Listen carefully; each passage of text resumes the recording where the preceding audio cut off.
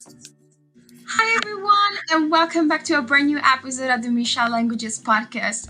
Today, I'm here with a fellow Italian, but she's living in the US at the moment, and her name is Chiara. Hello, everybody. This is my first time on this podcast. This is actually my first time on a podcast ever. So, bear with me. I'll try to do my best, but it's nice to be here. Yay! Let's all welcome Chiara, guys. So, girl, your story, let me tell you this, is amazing. Because you come from Chinese roots. You know, you are Chinese, Asian, you're Italian, but you're living in the US and you plan to stay over there for more time than actually the college experience. So yeah, you couldn't say it any better. Sometimes I do forget that I'm kind of all over the place.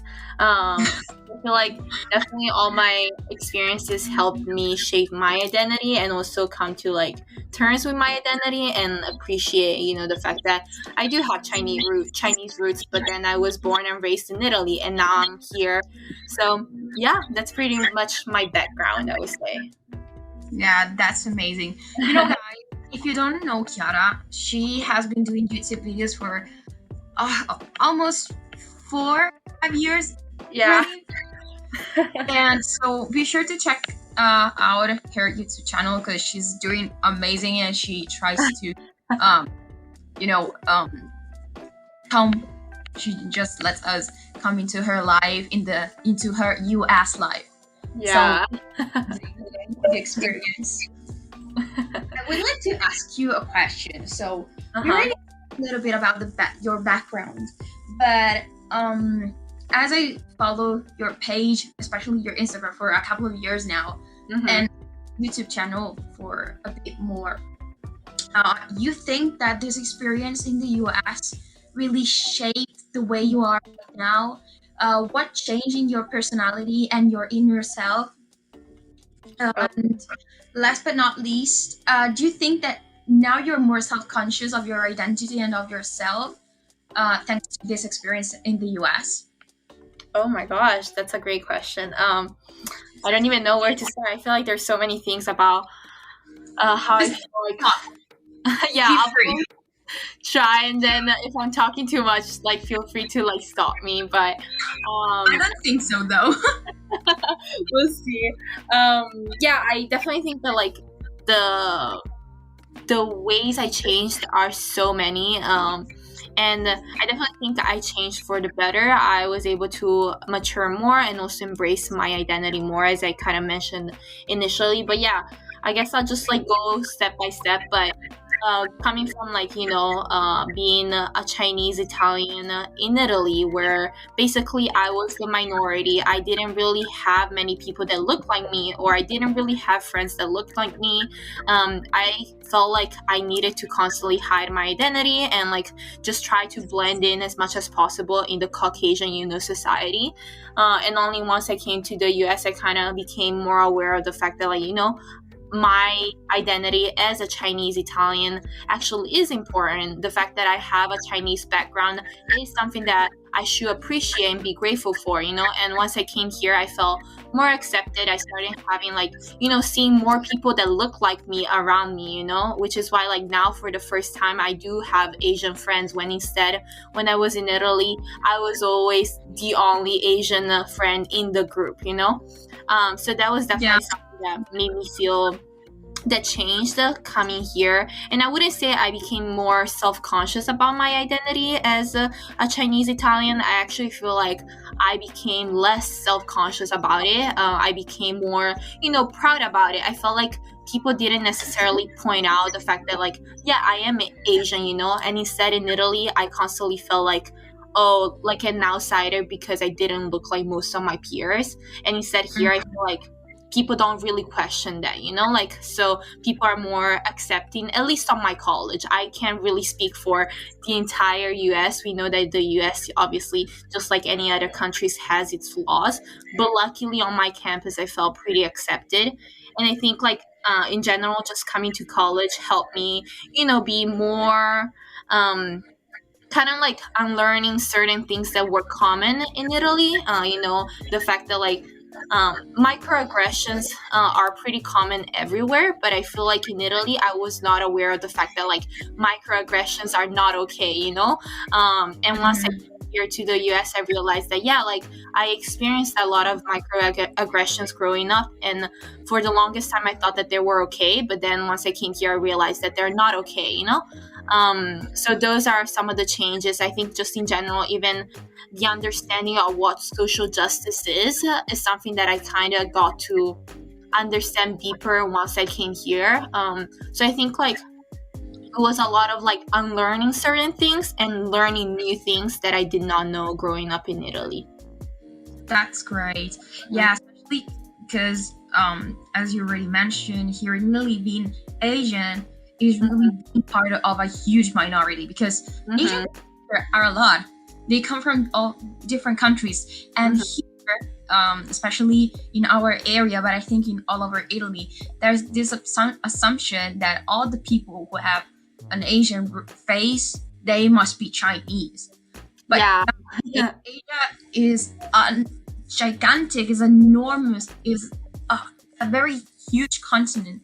So there are different countries, there are different cultures, there are different people, and we should be aware and respect everyone. And I think that lately, especially because of this COVID situation, unfortunately, everything is like falling apart, especially when it comes to the Asian community nowadays. And as a privilege, because I am privileged and I know that my situation, I always feel so, I don't know how to express that, but like I try to do my best, but at the same time, I feel like powerless, actually.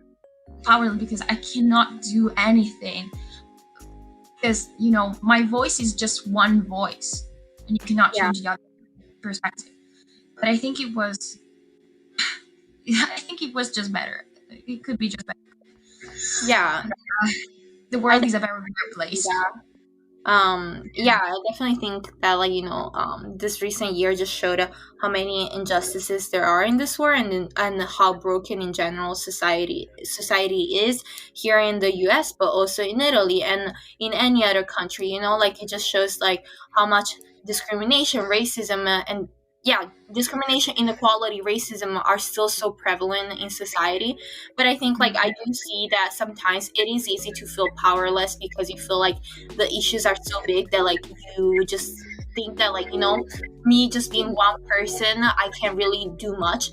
But I think just having that mentality of wanting to make a change, and just trying in your in your little step by step to at least change your friend's perspective. If some of your friends are using microaggression to address other people, and maybe they're using them because they're not aware that is not okay, maybe try to educate them. I know that that obviously will not change the entire society, but if we all try to make those little steps to educate each other, I think eventually we'll be in a society that's better than the one that we are right now, I guess. Yeah. Guys, please be part of the change, okay? Yeah. I am really lucky because I surrounded myself with very genuine people, because also background on my university, on my studies. Because if I'm here and talking to you guys, and I learn about languages, I learn about culture, it's because I am some kind of person.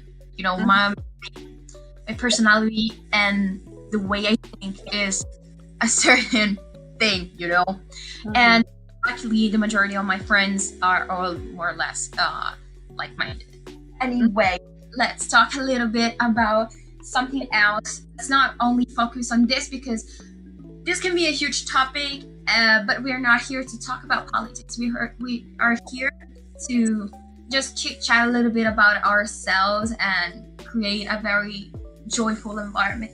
So, Chiara, another thing that I wanted to ask you is, why you decided to leave Italy and come to the US for your university/college studies? There's many reasons, but I think like one of the reasons kind of like go back with the fact that like I just did not feel accepted in Italy.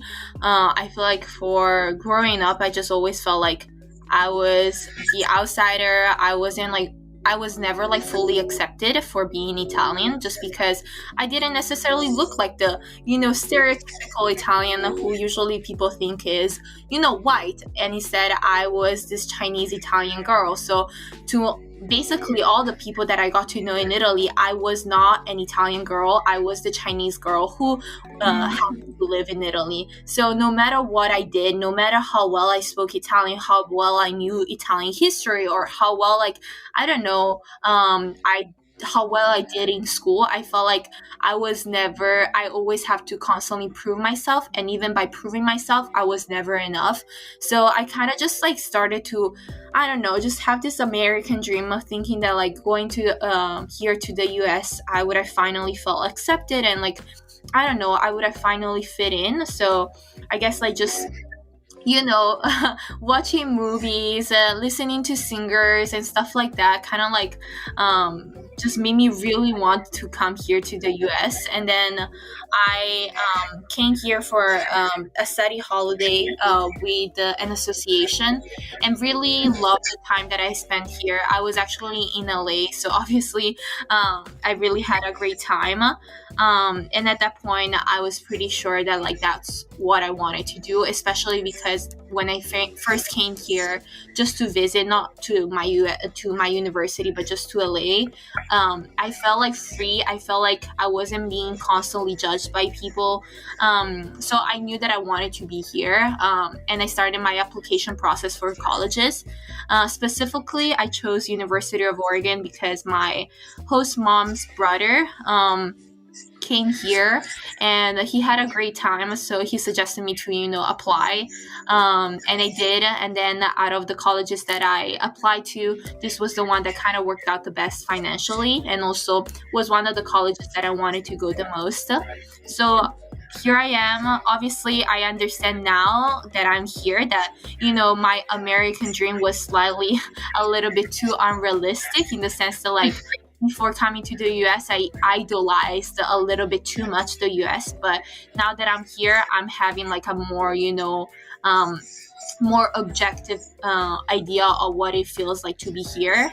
But I do have to admit that I do feel like more accepted, and I feel like my identity is more appreciated, at least now here on campus. I can't really speak for the entire US, but just here on campus. No, I of course, and I totally get what you mean, because I went to the US as well a couple of times, but always in the East Coast, always around New York. So I went to college for a study holiday as well for a couple of weeks, but I stayed close to Princeton. Okay. And we went back and forth from New York City like almost every day. But I also had the chance to visit Atlantic City. Oh, interesting. Yeah, Baltimore, Philly, and Washington D.C. So I went to the capital as well, and it was really amazing. I just really had the time of my life, because though I come from a very privileged background, I think that I was really true to myself, especially in terms of how I could interact with people in the US. I felt more free, because, you know, I'm an ex-gifted kid, and in my class I was always targeted as the nerd. You know, I always had this interest in anime, manga, so really tough time in high school, especially. Yeah. So when I came to the US, just for a couple of weeks, the first time, and the other one just for a week, I felt super excited. I could go to my favorite stores, buy my things, and at the time I was also into a very strong emo phase. So when I came to the register with my enormous pile of CDs, Panic at the Disco or more, and all that jazz, you know, I was like, yay, this is my life. I would like to see here. But I decided to stay in Italy because I prefer. I also found a boyfriend, so probably he's one of the main reasons because I'm here in Italy and I probably won't go anywhere. But I think that now I found my dimension here in Milan because I come from a countryside background as well, and I think that living in the big city is my kind of style.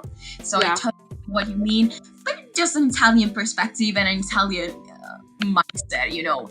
But I totally get what you mean, and it's just amazing to be able to express our thoughts and share our common experience because we come from a similar background here in Italy, but we have completely different stories, and it's amazing to be able to share all of this with each other, and also with my audience. I'm really grateful for all of you guys. I really hope you are enjoying this interview. It's really just chilly, cozy. It's like talking with friends. So or your favorite coffee, maybe just eat a snack in the meantime because we are here to have a very fun time. It's actually pretty cool. Yeah, I would love to hear how the people listening to this podcast are feeling about this interview. And it's actually pretty cool that you're making this podcast and there's people from all over the world that are listening to this. I try my best. I really try my best. Sometimes doing vlogs on YouTube. Sometimes experiment with the podcast. I'm a multi-potential person, so I try different things in order to stay creative because my mind wonders all day about what can I do.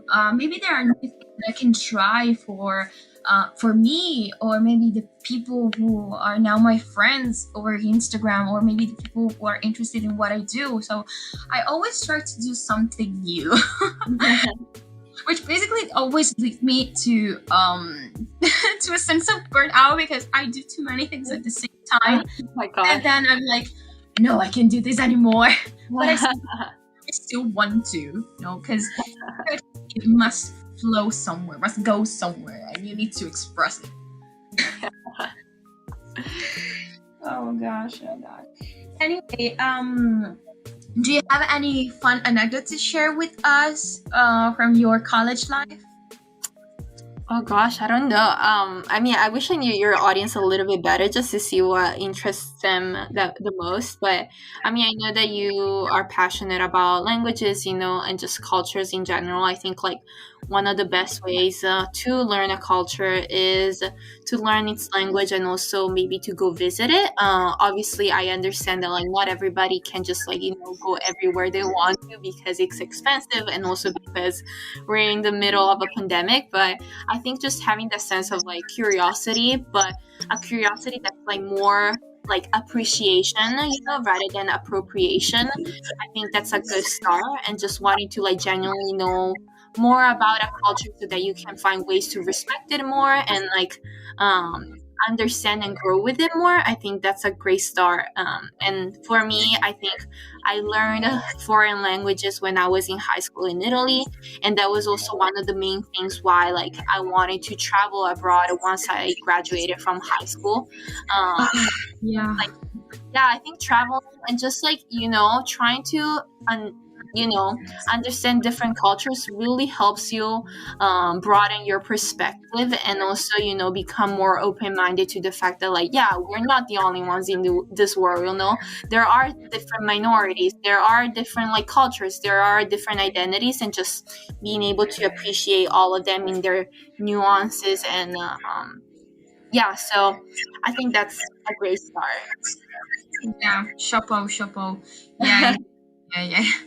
Yeah, I miss traveling a lot. I think that the last trip I took to some was actually the last one to the US in 2016. Oh dang. Oh my gosh, too long. Definitely too long.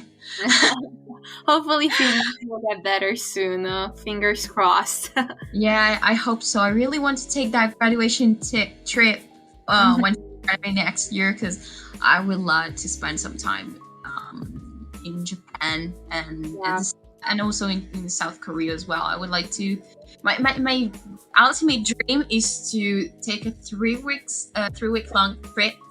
On the first week in Tokyo, then the second one between Osaka and Kyoto, and the area because there's Nara as well, and then the last week in Seoul, because I also had a ton of friends who live between Japan and South Korea who come from, I don't know, the US, or maybe they're Italian as well, or the Philippines, and they all live there. So basically, it's not only a trip, but basically a chance to meet my friends over there. And it's amazing because I don't know if you experienced the same as I did, but to Instagram, I had the chance to meet many different people from all over the world, and now we study together with all this pandemic, and we try to share about our situations, our culture. And actually I have this friend from the US who is Mexican as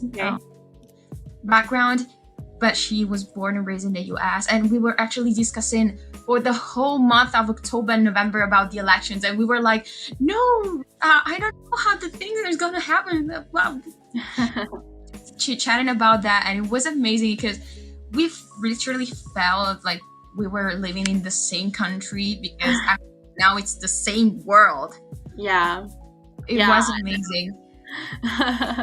Yeah, I definitely think like internet in general just really helped kind of bridge some of those barriers, and like help people to, you know, understand different cultures better, and like make friends from all over the world, which is something that I always encourage. I think, like, you know, reach out to people, try to like make friends on online. Obviously be cautious, because like you never know, but you know, for people that you can see that are trustworthy, it's always nice to just like meet people outside of your usual friend group, you know, because I feel like coming from Italy, I used to have a certain type of friends that were like all the same.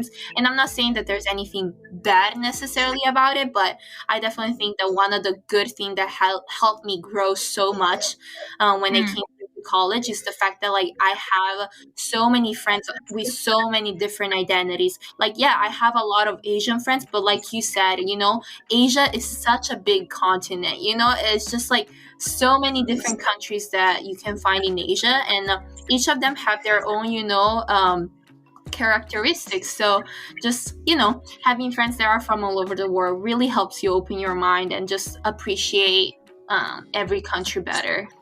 I completely agree. I cannot say that I not agree with you, you know.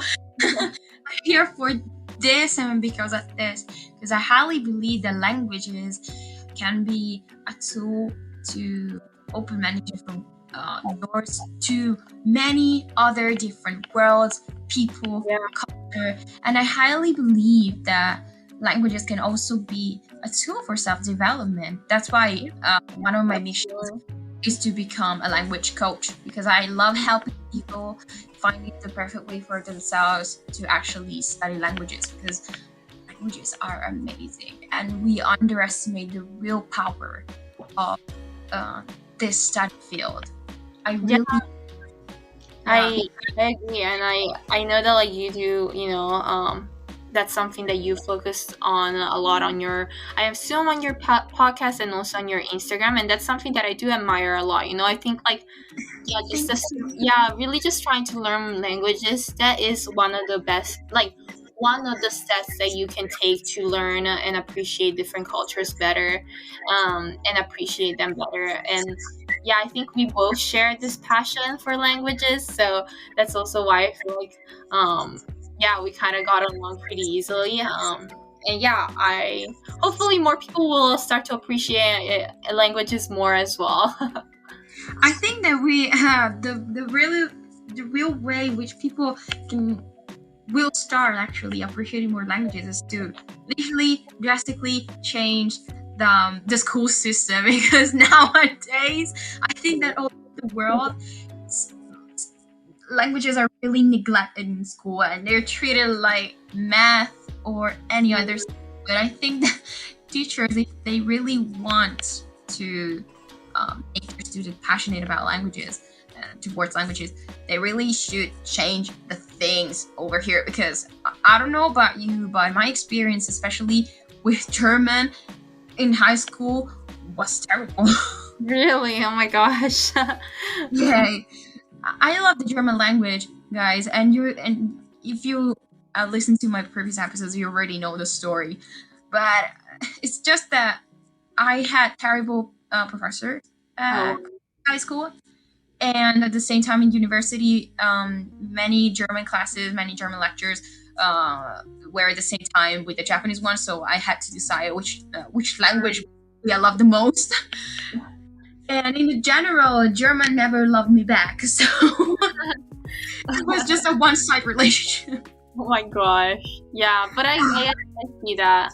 I definitely think that, like, you know, professors play a big part in teaching languages, and like when you can clearly see that the professor is not as passionate about what they're teaching, that kind of like, you know, get transmitted onto you. So I think, like, for me, with certain professors, I was lucky enough because you could tell that they really loved the language and they really wanted people to like it, and because of that, it was easier for us to appreciate the language that they were teaching more. But then I also have experiences with professors that didn't necessarily enjoy what they were teaching, or didn't necessarily know what they were teaching. So because of that, like, you know, that kind of impacted the way our learning experience as well. Yeah, definitely. And I always say that I was really lucky because since I was elementary/middle school, my professor really were super supportive with me, especially with the English language. So he really owe them everything I know about languages. And if I'm here today speaking to you, Chiara, and doing what I'm doing, it's thanks to them, because they saw the potential and they told me, Michelle, you have with this. Let's not call it talent, because I do not believe that there are talents to. You need a talent to learn languages, but have the passion. Yeah, exactly. If you have the so passion, work on that. And Chiara, are there any languages besides Chinese that you'd like to learn in the future? I would like to make this final question just to close our chat in a very funny way. I know. Well, I don't know. I feel like ideally I would love to learn every language in this world, which I know is like, maybe not impossible, but like near to impossible. Because as I said, I would love to, you know, just be able to travel and just be able to speak their native language and like understand them better. Because, you know, sometimes even though English is spoken everywhere, or in most of the countries, not everywhere, there's always that language barrier, you know, and if you knew the native language, it would be easier to communicate with people. But I mean, I would love to become more fluent in Chinese, just so that I can, you know, speak to my relatives and also to my parents in a way that it feels more natural and spontaneous. And then I studied French in high school and middle school too, but then once I came here to the US, I kind of like stopped. So I haven't been practicing French either. So I would love to get back to it. I guess just in general, I would love to become fluent in the languages that I studied in the past. So French, Spanish, and Chinese. And then another thing that, like, I don't know, I've always been curious about is Korean. So I really I really don't know much about Korean. Like, literally, I don't really know much. But I don't know, it just always intrigued me. I've always wanted to, you know, travel to South Korea. So I would love to learn Korean. I just don't know realistically if I'll ever will, though. Oh, I see. And I totally understand why you wanted to say with French, because I just studied it in middle school and I would like to study it again in order to get, I don't know, maybe a conversational certificate, like B2 level, in order to be conversationally fluent. Because, you know, for us, it's not really that difficult to pick up French again, you know, or linguistic background. Also, if you studied Spanish, of course, it will become even easier. Yeah. And I already know that because I speak Spanish, conversationally fluent, more or less. Sometimes I mix it with Italian, but I speak Italiano basically, and I don't speak Spanish, and so my native Spanish friends already know that. So, yeah, I totally get what you mean with what you want to say with French. And Korean is such a cool language. I started to learn it seriously last November, I think. And hear me out. I studied Korean with Japanese books. They are all Japanese. Oh my gosh. Yeah, I know it's kind of weird because, you know, I'm just intermediate in Japanese, but languages are so similar. Like, they're literally like Italian and Spanish or French. So, Oh, really? I did they're not know different that. alphabets, but they're really similar. Okay, I did not know that. Yeah, I don't know Japanese. My sister does speak a little bit of Japanese, but I would love to just, I guess, like, yeah, I would love to be really fluent in every possible language, you know. But I think if I needed to prioritize something, would be become fluent in Chinese, Spanish, and French, and then ideally learn some Korean. Who knows? Maybe I might ask you for some lessons. Don't worry. And some of my college, university mates that I have in my Japanese course are really tempting me so bad with learning Chinese, and I'm like, me please, because you know I'm gonna do that. It's pretty cool. I mean, I find it very fascinating, and obviously, even from a business perspective, like, it's just very convenient if you do know Chinese, especially because so many people do speak Chinese. But I mean, obviously, just base it on what your main interests are, and like, I think I don't really know how similar Chinese is to Japanese and Korean. I know that I think Chinese and Japanese writing is sometimes Yeah, similar. sometimes it's similar. So maybe that can help. But yeah, you can ask me questions about Chinese, and I guess I'll ask you some questions about Korean. Or ask my We can have very fun language exchanges from time to time. It's gonna be really fun if we can do that. It's gonna be really, really cool. Thank you, Chiara, so much for sticking so long with me. I really had a lot of fun. It was really it was really, really, really cool to have you here on the podcast. So thank you again so much for this opportunity. Of course, thank you for having me here. It was a lot of fun. Honestly, great experience. Okay, guys, if you had fun and you would like to know a little bit more about Chiara, be sure to follow her on Instagram. I will leave the links in the description of this episode, and be sure also to follow her YouTube channel. And see you guys in the next episode. Bye, guys. Bye.